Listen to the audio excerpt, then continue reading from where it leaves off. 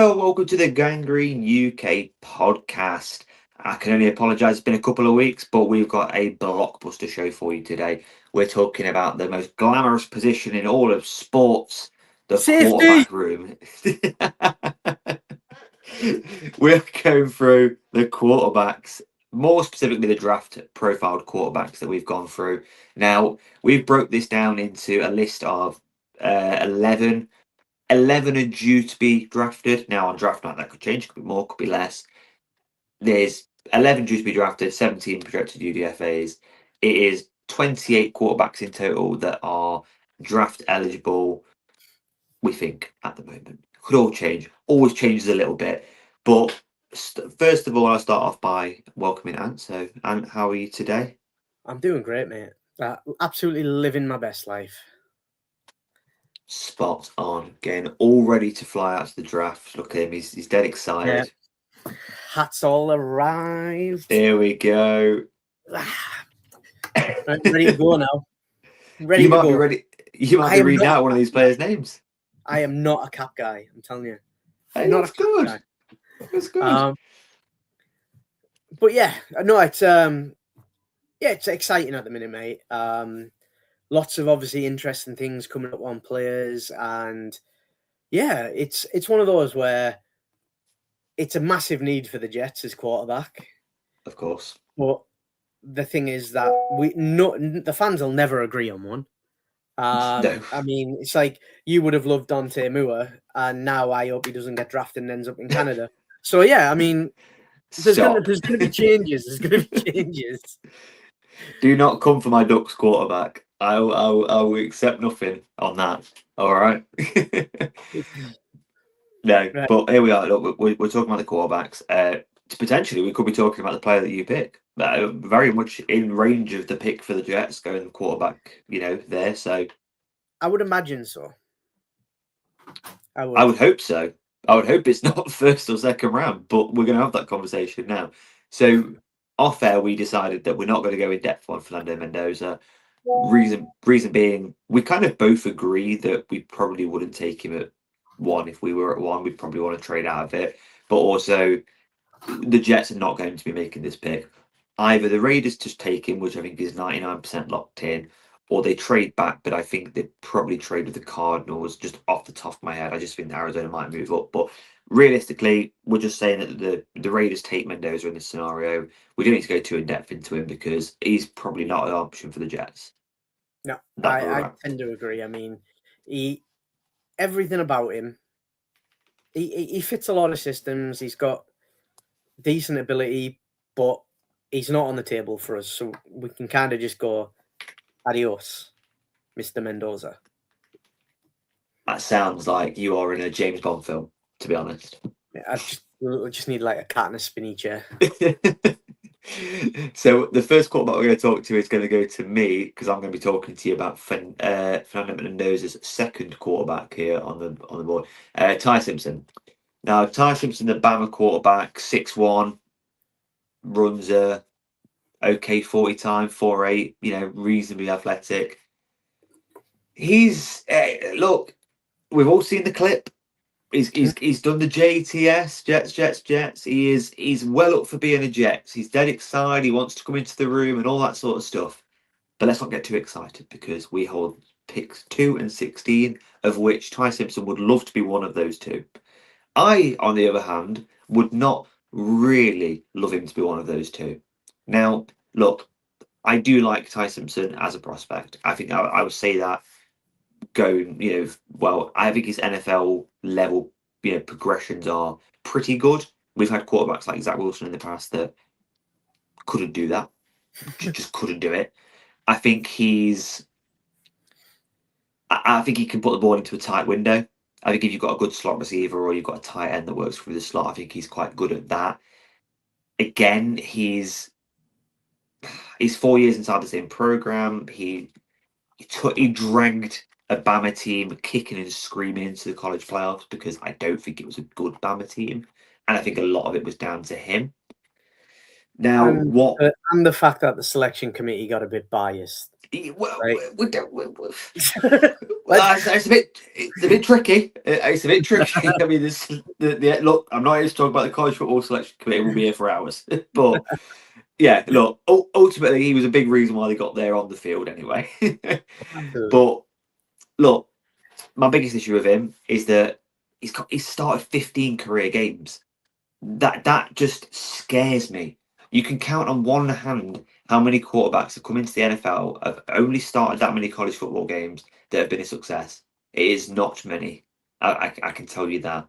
So you know, I've got more red cards in my very, very short soccer career than he has starts in his American football career.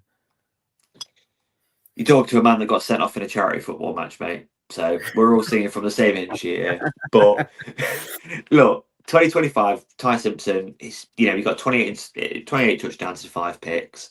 I think he lost a bit of confidence as the season went on, right? I think he was balling out earlier in the season, mid-season. He was a big reason why Bama were winning games. I just think that maybe first year of being a true starter really kind of got to him a little bit. And yeah, look, the starts is an issue, right? We can look at him however we want. We can talk about his arm. We can talk about the fact that he's only 6'1". It's not an ideal frame for a quarterback. We can talk for all these things.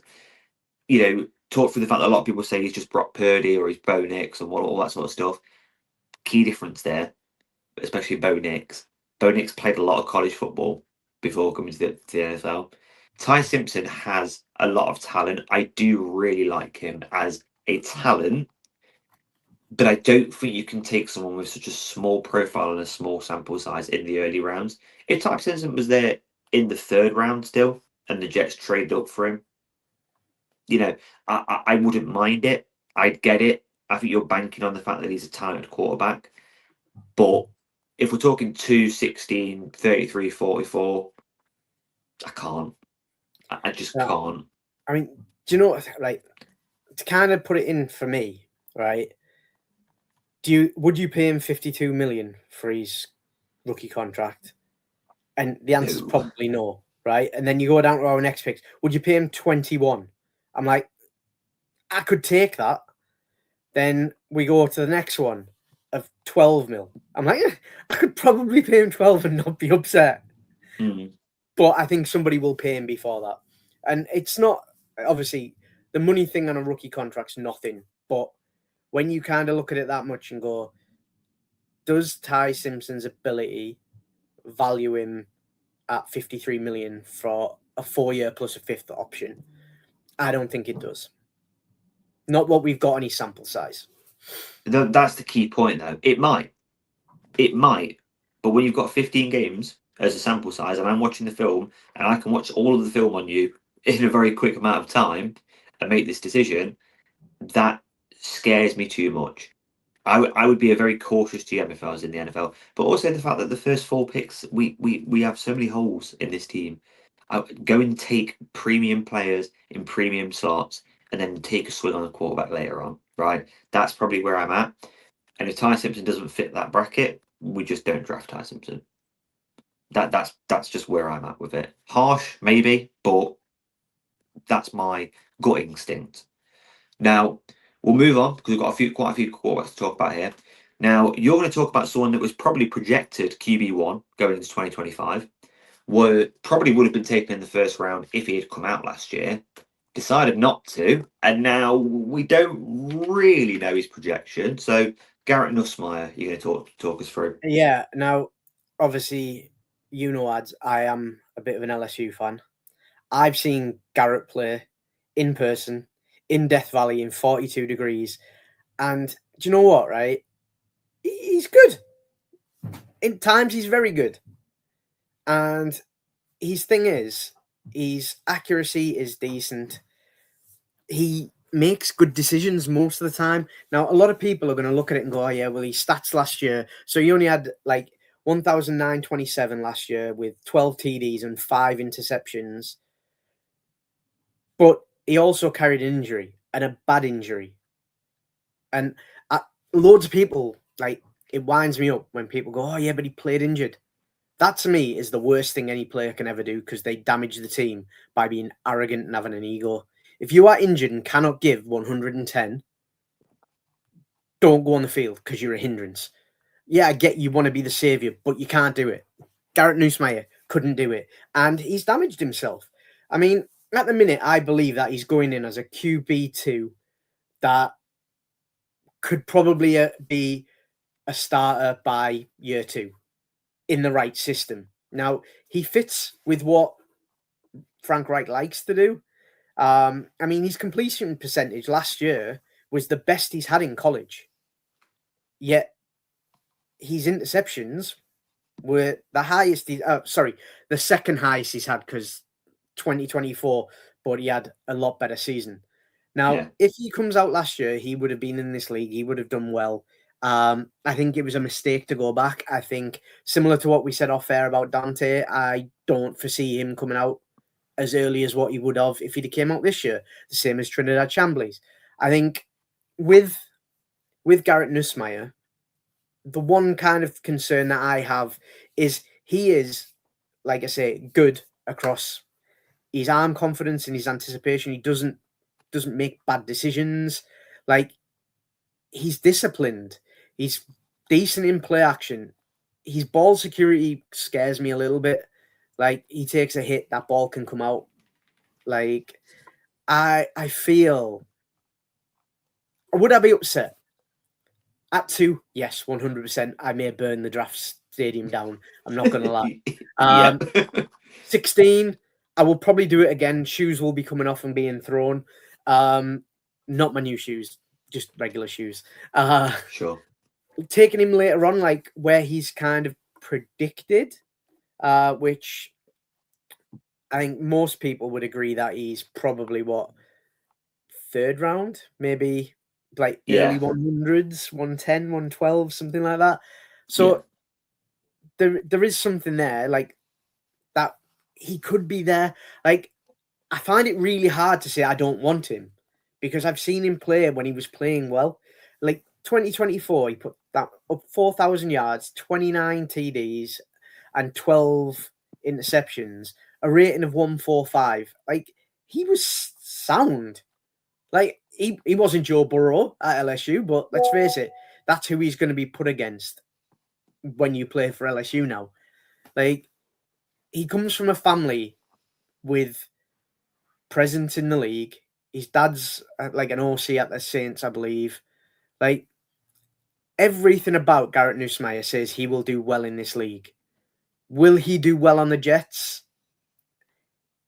It's got one of the biggest question marks going for me.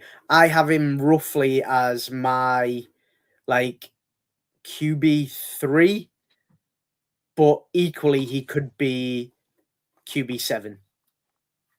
And that's my thing with Nussmeier. Like, his height is almost the same as... He's a hair taller than Ty Simpson.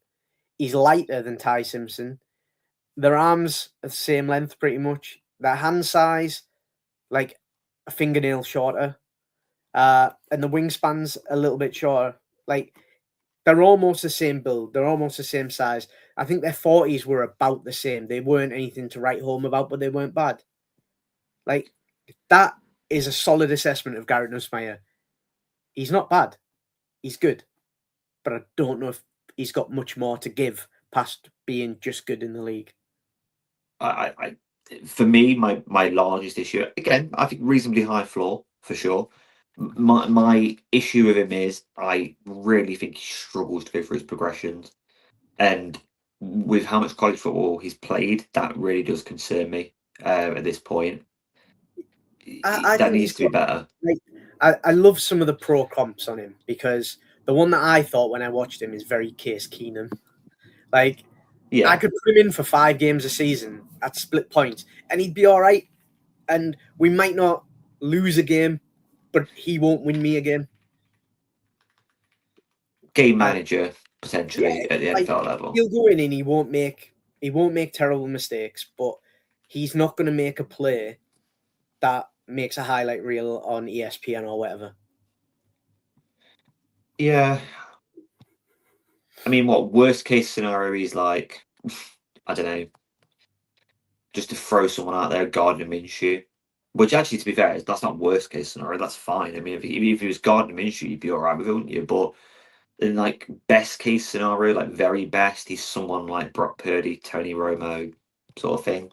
I don't Yeah. know, like, but yeah, I mean, he's QE3 for me. He's number 99 on my big board. So again, third, fourth is probably fair. But someone takes him in the third. I think someone takes him in the third. I really do think someone just takes a swing on him in the I third wouldn't round. be shocked. I could even see him going mid to late second to stop Yeah, somebody getting him in the third. Just because QBs, we know what it's like. Like, they always tend to go a lot higher than expected. And yeah, I mean, I wish him nothing but the best, LSU player and all that. I just kind of hope we don't go there, I'll be honest. I don't think where we're picking, we're in a position to be looking at Garrett Nussmeier. To be honest, I don't think he probably goes either before or after us in that awkward sort of middle ground. So I don't think Garrett Nussmeier is a Jets option. That third round where we don't have a pick, I agree. we on draft night we have a third round pick. Oh yeah, 100%. 100%. There's no I reckon we might have two. Trade down from 44, maybe. Maybe. You know. But look, we're going to talk about the next quarterback here because we're quarterbacks. The thing with quarterbacks, it's a very loaded conversation. So everyone wants to know about the quarterbacks. Everyone wants to hear about them, and that's it becomes this sort of longer conversation. So yeah, I'm going the to talk early about ones. There's a bit more to say than what there is on some of the older ones, like the later ones. For sure. The next one I'm going to talk about is a 6'5" mobile pocket passer with everything that you need to be a starting NFL quarterback, other than the fact that he's kind of just an okay quarterback. I'm going to talk about Drew Aller.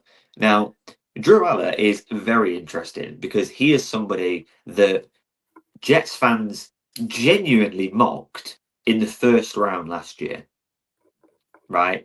They got a bit too excited, in my opinion. Got a bit too excited and was like, getting Drew Aller in the first round. I never, ever got close to that sort of summary of him as a player, right? Yes, he absolutely does have the prototypical quarterback build. He does, right? And let's have this right. He's got a cannon. He can throw that ball and he can spin it. He can get it with pure power downfield, right? He can make any throw on the field. Absolutely. I all of this that people say about him, absolutely fine. When I do my draft analysis, obviously I watch all the tapes. I go through NFL Draft Buzz. They've got amazing data on there.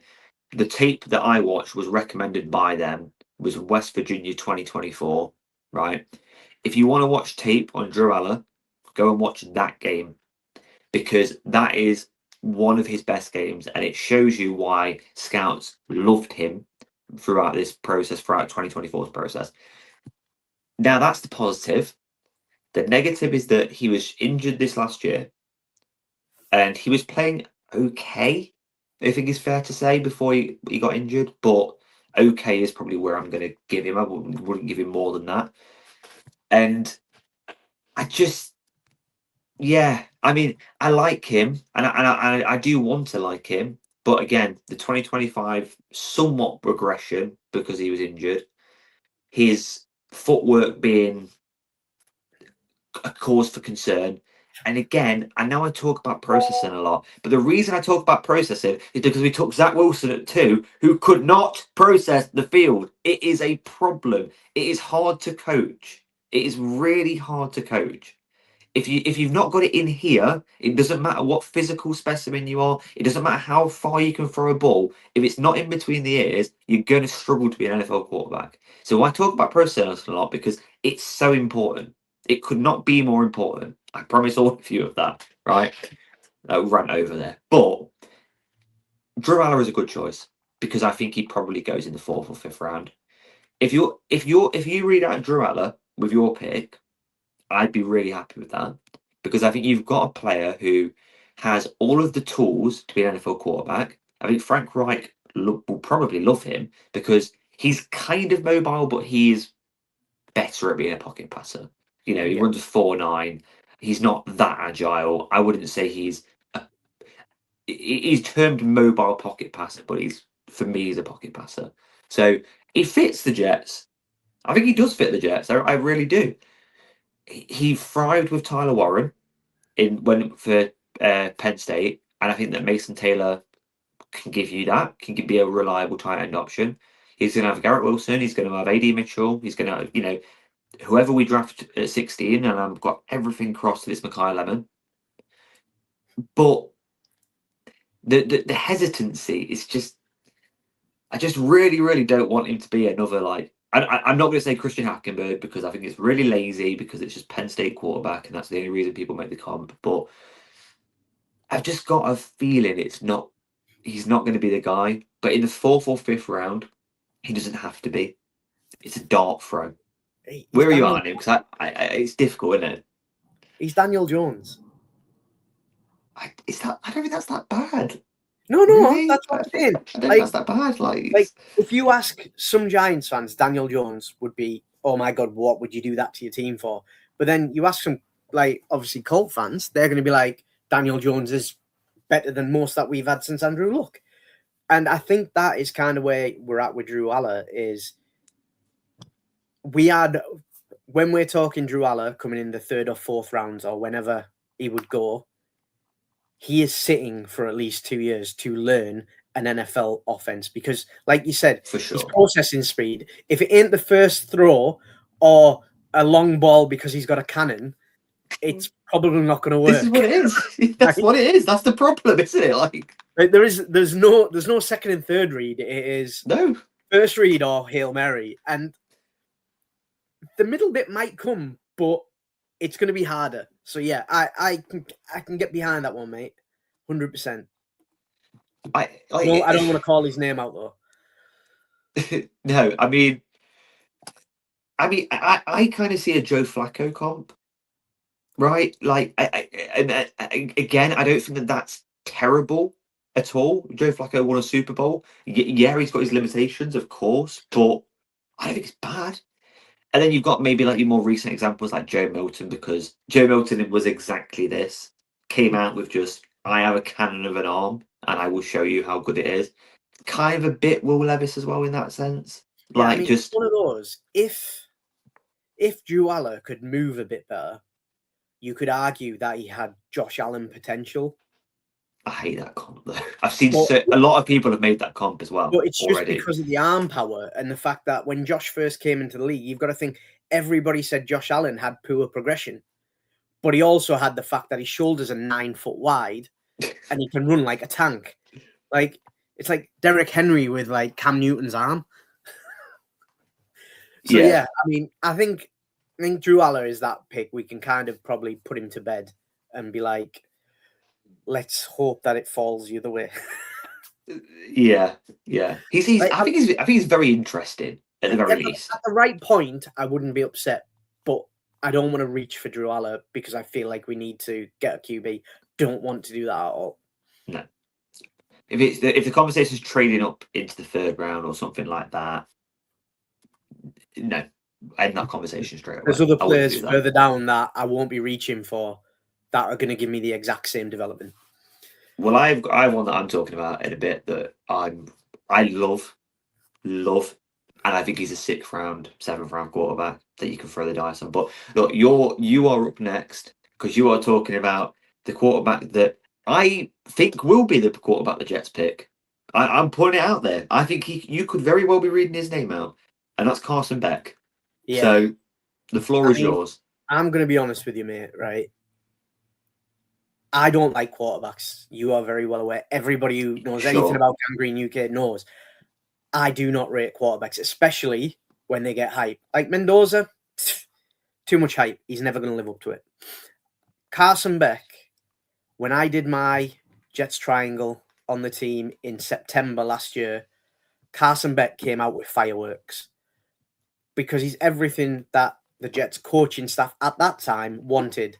Now, you add in Frank Reich in February and redo it the exact same way, and Carson Beck moves up even higher because his frame, he's 6'4", he's almost 6'5". He's 233. So he's the 2nd heaviest in this draft. Yeah. His arm length is pretty much the 2nd longest His hands are the biggest in the draft. Now, we know everybody who likes to scout a quarterback likes to talk about their massive hands or their tiny hands. Carson Beck's got the biggest hands in this draft. They're 10 inches. Just putting that out there. That is not me arguing for him. I don't love the pick of taking Carson Beck. However, if any quarterback within this class, barring one other, can handle New York and all of the absolute carnage that comes with it, Carson Beck can. Now, you know from our chats, I'm a big believer in like the Parcells list of what he wants from a quarterback, where he needs them to have X amount of starts, he needs them a completion percentage above 65, and all these things, right? Carson Beck, barring his rookie year, his freshman year in college, has never been below 64.7 completion percentage, right? Last year, he was 72.4 for just shy of 4,000 yards, 30 TDs, 12 interceptions, and a rating of 159. Now, I'm not going to lie. That doesn't sound terrible. Like, the interceptions come when normally he's chasing a game. That Miami team was not a great team. Yes, they got to the 90. Great defense. Yeah, but the team itself was not a great team. Yeah. Like, if they'd have won that, it would have been a disservice to Indiana. Like, I'll be honest with you. However, Carson Beck didn't play terribly all season. He just wasn't a superstar. No. And I feel like that kind of sums him up, of the fact that he has all of this potential that is totally untapped. He's coming into the league. He's a backup. He's going to sit and develop. Like, put him in the right system. His floor is so high that it's hard to argue against what he can bring. His discipline, his processing, good. It'll develop with more practice, especially with good QB coaching and Frank Reich, who, let's face it, doesn't go crazy on quarterbacks. He plays a very kind of methodical game, which is what Beck does best. If you're asking him to force the ball, that's where the interceptions are coming from. Like, his off-platform creation, probably the bottom half of his game. His anticipation isn't great either. But actually, as a player, he's solid. Like, he fits what we want to do. He can play the style that we want. He fits the system very well. And that's why I couldn't look past him, is because all of the things that he's very good at fit really well. But there are some little red flags that we kind of have to either coach out with time, or we just go, you know what? Let's throw the dice at him. I've said since September, I believe that the Jets will probably take him with their early day 3 pick. And yeah, I mean, would I like to call his name out? I'm not going to lie to you, mate. It's one of the names that I would rather call out. Like, Carson Beck, quarterback, Miami, is pretty easy to say. It is pretty easy to say. Yeah. I mean, like, from a total phonic verse of it, like, I would love that pick. Would I like to pick a quarterback? Absolutely. Who wouldn't? Of course you would, yeah.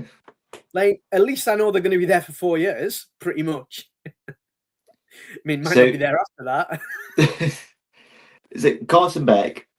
What I'm about? I'm just going to let you know, and all the listeners know. I kind of hate myself for saying what I'm about to say. Carson Beck might be the best fit for the Jets out of all of these prospects. 100%. And that's not me saying that I'm dead high on him, right? He's my QB5 in this draft. I think Gerard's better, for just what he could be. But Carson Beck was great this year, for the most part. And to be honest, like you say, the guy's had a lot of things just thrown at him. The media, fan bases, the guy has had everything thrown at him. If that's not a New York quarterback, I Well, don't know what is. two absolutely toxic college markets in Georgia and in Florida. Like, let's face it, there ain't many teams that like Georgia are like the Eagles of college football. Nobody likes them because they're just toxic fan base. And then you've got anywhere in Florida is just tough to play in. So I look at it and go like my only fear might be like, what's it like in cold weather? Well, I mean, I think it'd be fine. I'm not against Carson. I don't love it. I don't love a quarterback, but if we picked him, I wouldn't be terrified. Like, he's gonna do what he's gonna do, which he'll do very adequately. I also kind of feel like if he's a career backup, that's like career backups are. If you draft a career backup, that's great. I mean, there's nothing wrong with that. I mean, like we're talking NFL comps and stuff because we've done it for a couple of other players. I think he's the one that always comes back to me when I've looked through all of it is Alex Smith. And if he's Alex Smith, then the Jets haven't had a quarterback as good as Alex Smith since what, Chad, maybe?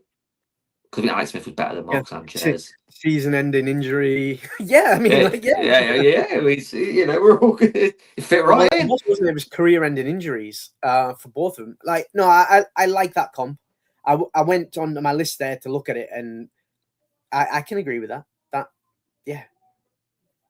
So, I mean, we'll see what we have. Now, the next one on this is also yours. Again, a quarterback that if we were coming off the 2024 season, would definitely be quarterback one. 36 touchdowns to 6 interceptions in 2024. This quarterback, very, very highly regarded in a good system. Cade Klubnik, who's who we're talking about here. So, Cade Klubnik for you. The floor is yours.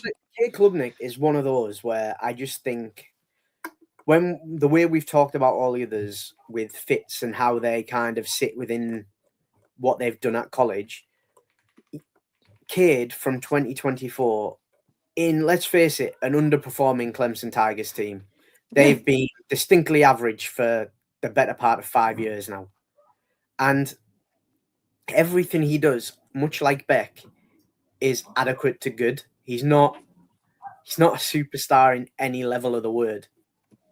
In my opinion, he is currently QB3, but he could be a starter to a absolute career backup within a year.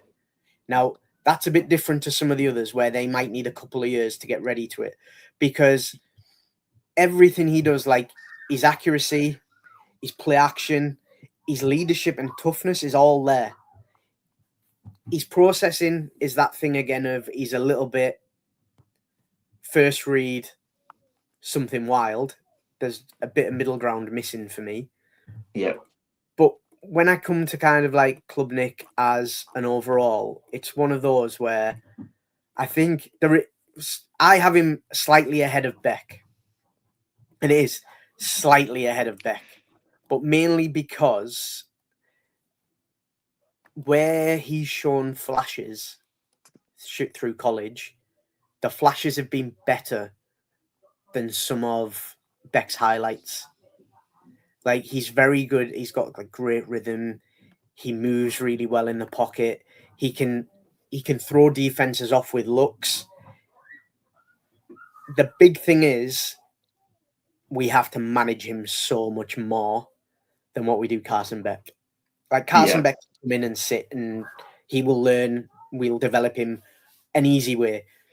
Klubnik, every rep he gets needs to be, we are doing this rep for this reason, because his floor's not as high, but I would say his ceiling's probably as high as Beck based on what we know from his college career.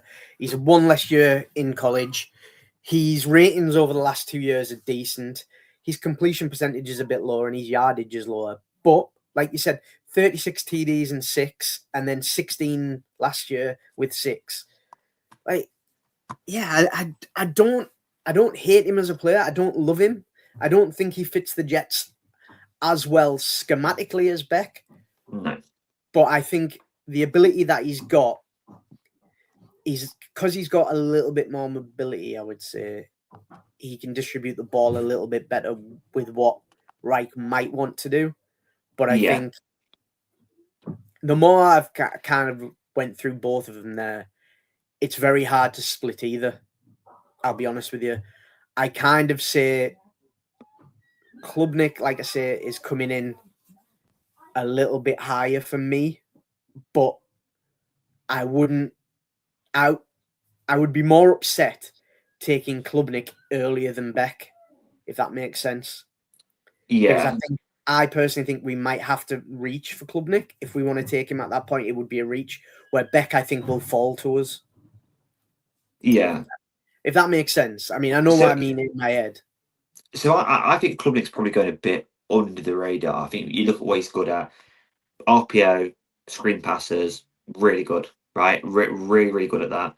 He's always had a below average O-line, always. So he hasn't played behind a good O-line, which I don't look. It's used as an excuse a lot, but the reason it's used as an excuse is because it matters. It absolutely matters. And with the Jets, we've got a decent O-line as it stands. I think we probably take O-line first two, 3 rounds if we move or whatever. So again, he's going to be behind a decent O-line. He run a 4.69 at the combine. He is fast. My issue is, when it comes down to it, he does not have an NFL caliber deep ball. He doesn't, and I don't think you can develop it. So I think you're going into this knowing that you're going to have a quarterback that doesn't have an NFL quality deep ball. And yes, you could scheme around that, but if AD Mitchell's open 5 yards ahead of someone with his speed, yeah, he's using FedEx to get him the ball. Klubnik is not. He's not finding it. He is not getting there. There is no chance in how he's getting there. And another thing, he bails out the pocket too early, and that can be coached. That can be that can be coached. That'll give people flashbacks of Zach. Yeah, he progresses better than Zach for sure, but part of progression is obviously that's because he was at a decent college team. Yeah, for sure. And what you've just described there, right, is he plays for the Tigers, and he's played behind a really bad O-line. So what you're telling me is he's going to be a backup at Cincinnati next year. Yeah. Terrible O-line and a Tiger logo. I mean, it's like hand in hand, both playing orange. I mean, the guy sorted. Yep. Look, he's not going to be a Jets quarterback. I'd be very surprised. He doesn't fit the Jets profile whatsoever. I think he goes. We would have to reach, and I don't think we'll reach for him. I don't think that's on the cards. I think, like I say, I'd rather sit there and somebody fall to us than us reach for him. So yeah, I think important to note to the listeners here that when we talk about prospects and stuff, we're both Jets fans. We're talking about Jets drafting a quarterback here. Cade Klubnik is. I do really like him. There's elements to him I like. I think coaching the right system, like for example, I'm looking at the Rams, right? They don't, I think, yeah, sure, right? Somewhere like that, or Minnesota potentially, just somewhere where he can go and thrive under a good offensive mind. There's something there, but he's not a Jets quarterback. So we'll move on to someone that I really like. And it's not just because he has a similar name to a good quarterback, because, a lot of people would say that. But it's just because I really like him. So I'm talking about Jalen Daniels. Look, is he a risk as a prospect? Absolutely. Give me a college quarterback that's not a risk. Like we're talking about, risky players here, and that's where it comes down to. And I think a lot of Jalen Daniels' criticism is, well, first being obviously that he's 6'1", and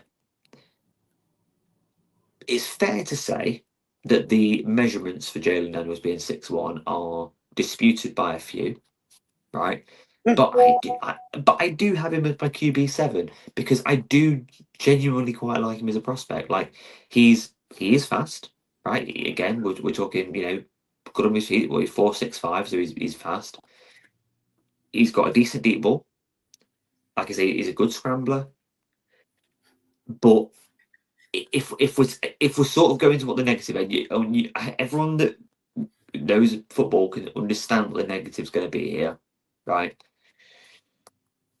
It's just It's the processing, and I don't want to say it. We're going to make Gangrene UK t-shirts with my face on, and then just says processing over the top of it, right?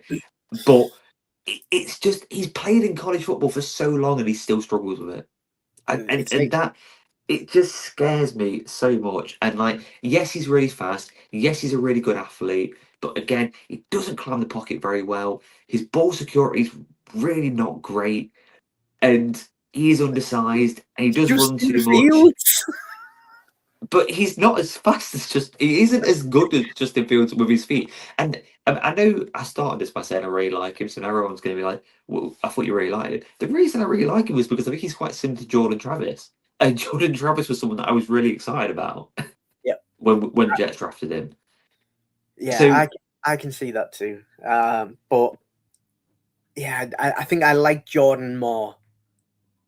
Jordan did more.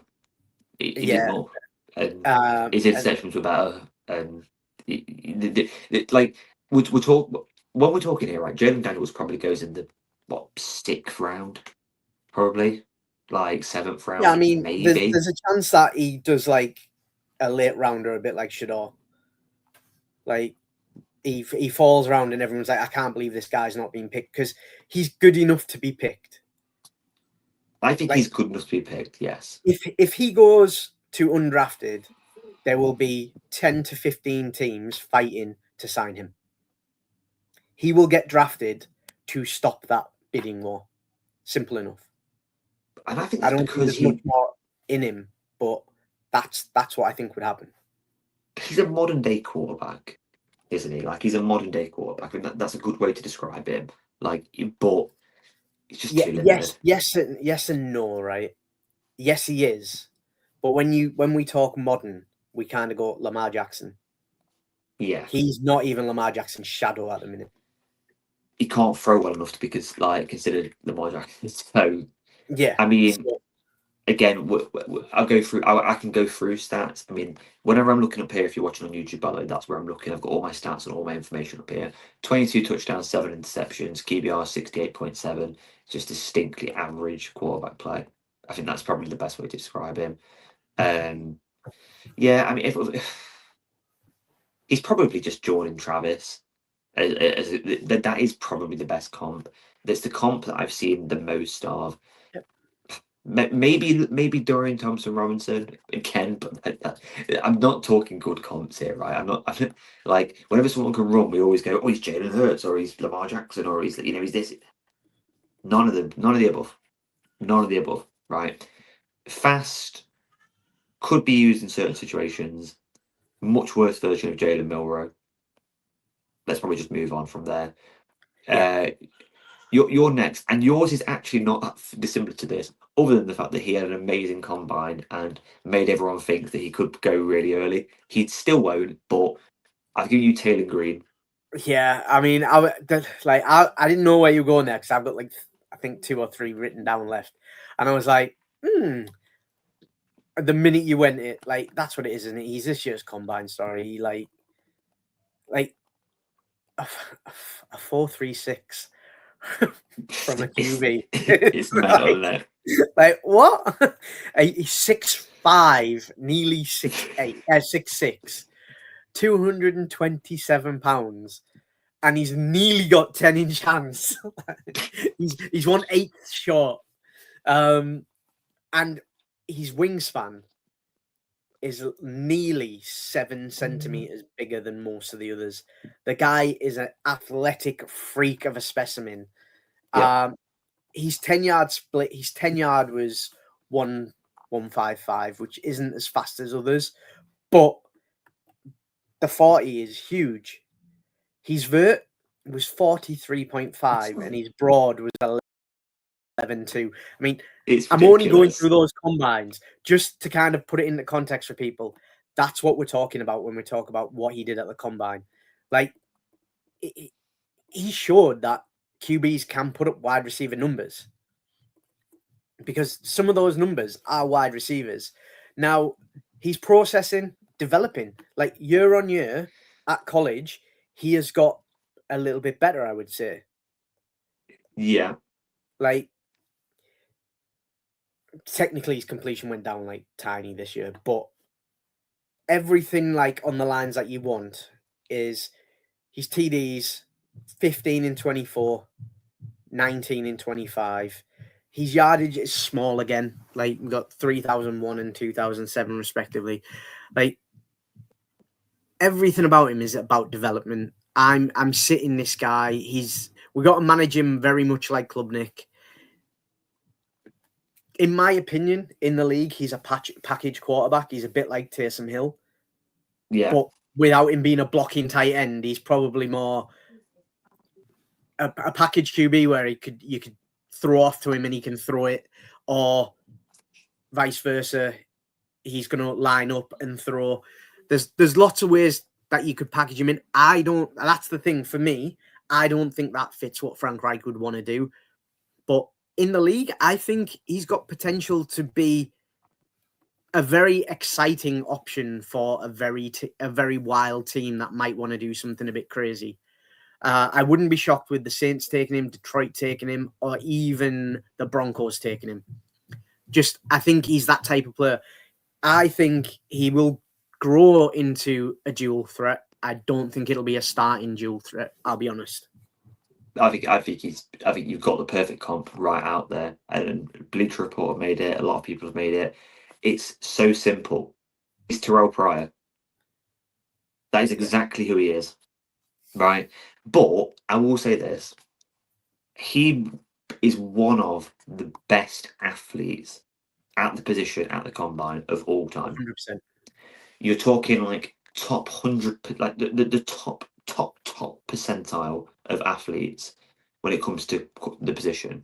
So that in itself probably gets him drafted.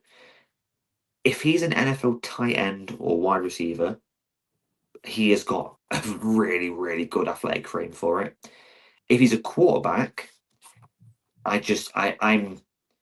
for me, I just don't see it. He's a really good runner. He ran for 777 yards in 25, right? He's obviously, that's what you're using him for. He's good at RPOs. He's a good dude. He's got a really good mind. He's a proper I want this kid to do well, purely for the fact that he's exciting to watch. Like one of his top 30 visits right now, I'm going to say this team, right? And it makes so much sense when you say it out loud. He visited with the Baltimore Ravens. Yep. Put him in, let Lamar work with him, and the end point is in 4 years' time when Lamar wants a massive bag, get rid of him and bring Taylor in, and that might work for them. They might be able to do a Green Bay with a dual threat QB, which would be wild. But we don't know what Baltimore are going to do with them changing their whatchamacallit, their coaching and everything. We don't quite know 100% what's going to happen with them. He also visited Dallas, Miami, and Pittsburgh. I don't see Pittsburgh whatsoever, but no, Miami. I don't. Miami. It's just It's Malik without the 3 years in the league. Yeah, I mean, if we're talking Taylor Green as an athletic player, yeah, unbelievable. Like neither of us would even remotely sit here and say that he's not an absolute freak athletically. There's something that I always use just to supplement when I watch tape. There's a similarity level that a lot of places use, and they give it a percentage. He's got one of the lowest percentages I've ever seen. The most similar player to him is Jalen Milroe at 60%, which I don't think I agree with at all, and then Anthony Richardson at 59%. But that is so low for this data that he's not comparable. People say Taysom Hill just purely because of like the versatility, but he isn't comparable to anyone. I can't think of a single player that I would say he's exactly this person. No, he's not. How to use him in the same way as my Taysom comp, because he's not the same as anybody. He's an enigma and a bit of a freak, and that's what I like. I enjoy the idea of him coming into the league. I don't think we've got any chance of even wanting him. No. But I do believe he's going to be one of those players in a couple of years' time where it's like, wow, he might only play one game, but I just feel like he's got that about him. Where are we moving on to next? Because I think we're getting onto the quick fire ones now because a lot of them don't have a lot that we can kind of go too much into. I think we do one more each, right? So I'll go first. I'll let you think about who you want to do, and I'll just let you talk about who you want to talk about. I'm going to take Behren Morton because because the Jets like him. That's already something that is being publicised. The Jets already like him, and I think he's going very, very under the radar. Considering that PFF have projected him to not be drafted, I don't see why that would be the case personally. So I'll talk about. I was going to call him Behren more. Yeah, Behren. I think it's Behren, right? Correct me if I'm wrong, Americans that might know more than me when it comes to pronunciation. When I've watched him in Texas Tech and I've watched his tape, I'm sure it's said Behren. But look, Texas Tech quarterback from this past year. We're talking athletically speaking. No, he's not going to be a really athlete, right? He runs a 4.89. He's distinctly averaging every other sort of possible scenario. He had an elite defense to play with because he did, right? Texas Tech's defense was great, but this will be quite surface level. We're not going deep dive into him or anything because we're talking about players that are probably going to be undrafted. But this past year, he had 22 touchdowns, 6 interceptions. The year before, he had 27 touchdowns, 8 interceptions. His completion percentage this past year was 66%. I think you are looking at someone that has a decent floor, right? I think he's got a decent floor, and we're talking someone that's undrafted. Now, if you want to have a look at him as a player, don't watch the Oregon game. That will not give you any confidence in him as a prospect. But Oregon are a really good team. And that's not me saying as an Oregon fan, but they are a really good team, right? If you look against a couple of other teams that he played really well against, he played quite well against BYU, who, say what you want about BYU, they're an okay team, right? He played pretty well against West Virginia. I'm not saying he's played brilliantly against brilliant college sport, college programs, but he's played solidly, and I can understand why the Jets want to talk to him as an undrafted free agent, especially maybe as a dart throw in the 7th round, because I do think there is a conversation about him in the 7th round by a lot of teams. He's someone that I would say I'm not in love with. I think he's okay when it comes to this, but when we're talking this late in the draft or undrafted free agent, okay is probably enough, right? So, and he's also 24. He's played a lot of college football, so And he's killing experienced. Yeah, I mean, okay. Let's dig a Jets and an Oregon player. It's Kellen Clemens, right? Yeah, sure. And he was a 2nd round pick, mate. So, I mean, look, Morton's not going to be a 2nd round pick, but I get what you're saying, and it's one of those where every now and again one of those picks pays off. Brock Purdy, yeah, Tom Brady to a degree. There's a lot there. I mean, the player that I'm moving on to, I hope he doesn't get drafted. I'll be honest with you. I do not like the player, but I want to talk about him because I think we do the video a disservice by not talking about Vanderbilt's Diego Pavia. I mean, when you look at his play, right, I'm going to take away the fact that he's a little bit of a knob. A little? Yeah, I mean, I was being polite. He's a competitive QB2 to QB3, in my opinion, in the right system. Yeah. He's pretty reliable when it comes to being able to read base defense and stuff like that. He can do all that. His accuracy, he has flashes of being amazing and then flashes of being absolutely dreadful. Yeah. His processing is mid at best. And it's one of those where this guy genuinely believes he should be the number 1 pick. He thinks he's the best quarterback in this draft. Now, I don't mind a bit of self-confidence. I mean, most people would say I'm quite cocky myself. But Jesus, this guy. I mean, he tried to tell everybody he was 6'1" and he's 5'10". He's not 5'10". Well, 5'10" and 1/8. That's what his combine measurement was, because that's what set it all off, right? He's 5'9". that it's the equivalent of me telling everybody that I'm 5'9", and I'm not. I'm 5'6", right? But yeah, I'm 5'9", guys. I'm 5'9", and then you meet me and go, "You are not 5'9". This is what Pavia's got. Like, he's light. He's 207, so he's a little bit heavier than Garrett Nussmeier, but Nussmeier's got like 5 inches on him in height. Yeah. And then obviously with him being vertically challenged, he's only got hands that are 9 5/8, which technically is the second smallest in this draft. But the guy who's got the smallest, I'm going to put it out there because we're not going to talk about him, is Sawyer Robertson. And he's a big guy. He's 6'3" and a bit. And he's only got 9 3/8. Now, Pavia is one of those, right, where actually he's done pretty decent at college. Like last year. The year before was terrible. But last year he had a completion of 70.6, 3,500 yards, 29 TDs, 8 interceptions, and a rating of 167, which on the bounce is really freaking good. They're good numbers. They are good numbers for sure. I wouldn't take like, that away you from go him. career, like, so he's a 4-year player in the league, right? And his completion is 62.2, so it's borderline for Parcells.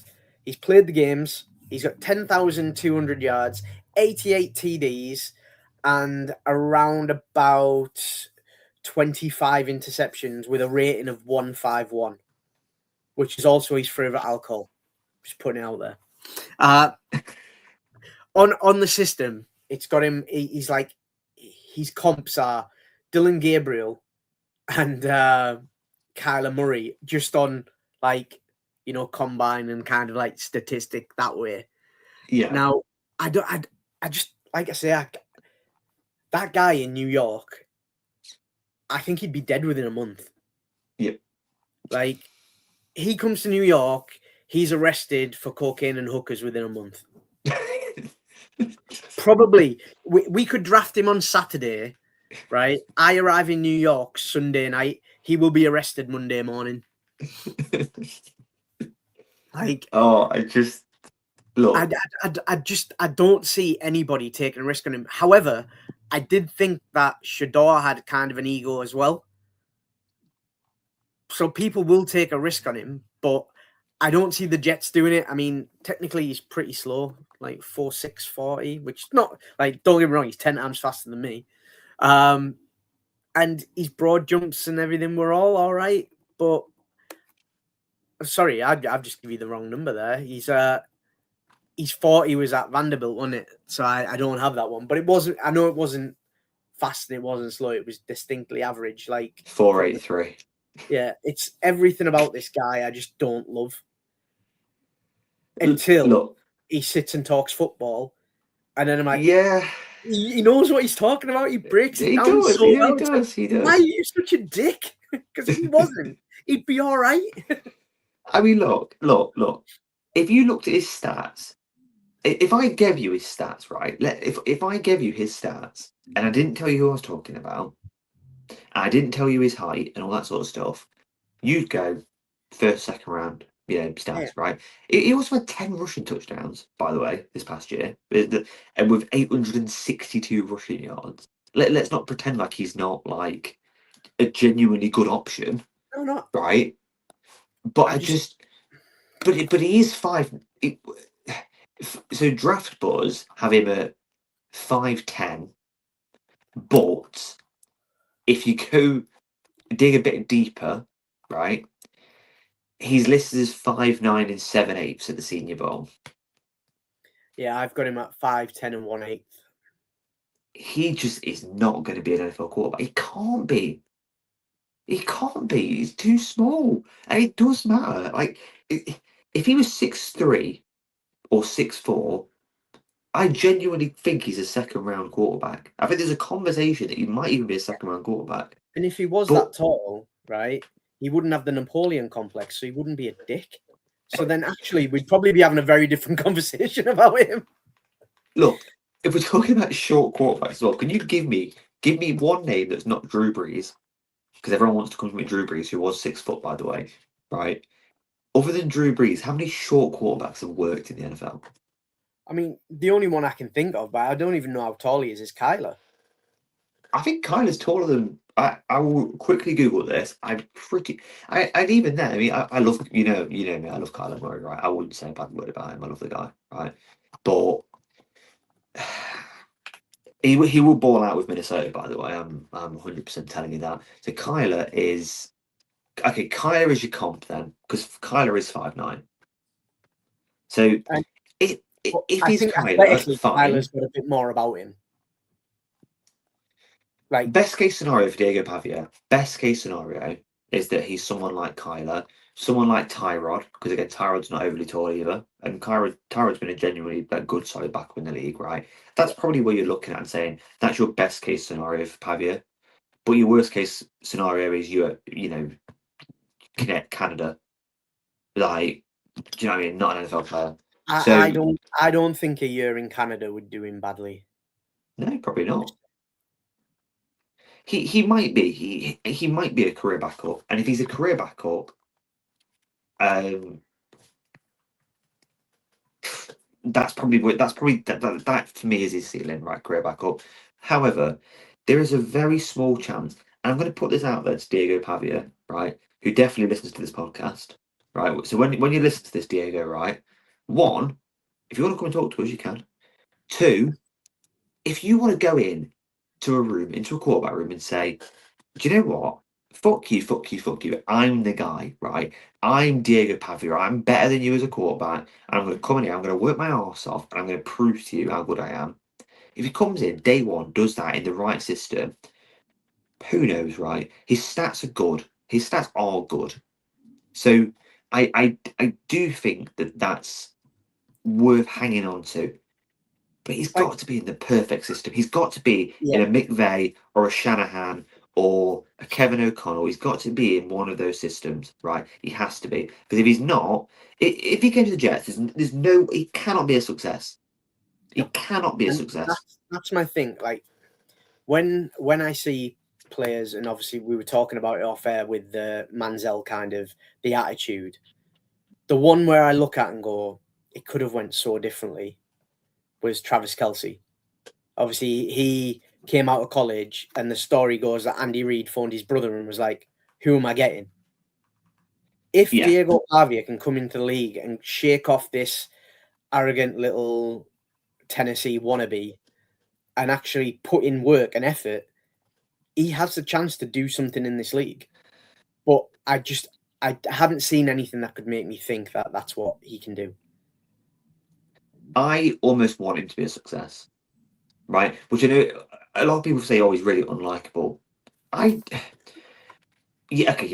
sure, right. His personality is really over the top, and a lot of people say he's a bit of a knob. Sure, I get that, right? But what I like about him is that he went from 59.4 completion percentage in 2024 all the way up to 70.6.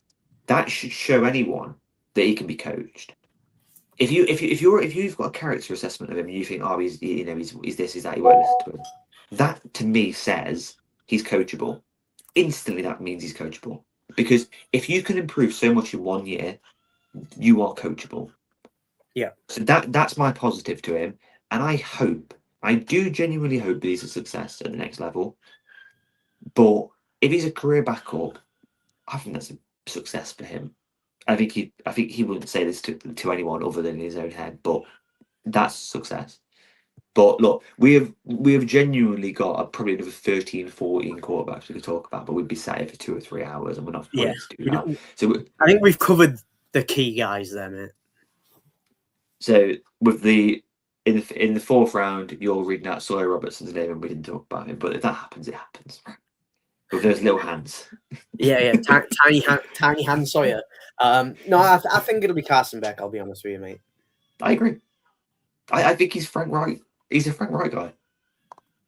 He is. He's a Frank Wright guy. I genuinely think Carson Beck is the best fit for the Jets this season. But all I will say is that 2027, Hotch Manning wants to be a Jet. He won't want to be a Jet. We're gonna have an Eli situation, aren't we? If we pick Hodge. But that's a conversation for another day and another podcast when we're previewing the 2027 draft when the Jets went 10-7 this year, and we're all more positive about life. Yeah, but the Colts are going to go 0-17, and then the Giants, the Cowboys are going to go 1, and we're going to have picks 1 and 2 in the draft, so we'll be fine. Yeah, we'll just take Archman and Jeremiah Smith, and then we'll be set for the next however many years. Yeah. Winner. Yeah. Here's hoping. But no, look, that's all we've got time for today. Quarterback conversation is really interesting, but if you believe our coach Aaron Glenn, Geno Smith is taking us back to the promised land. So all these guys are sitting anyway. But that is all we've got time for today. And I wish you, we're going to talk before the draft again. There'll be another episode out before the draft.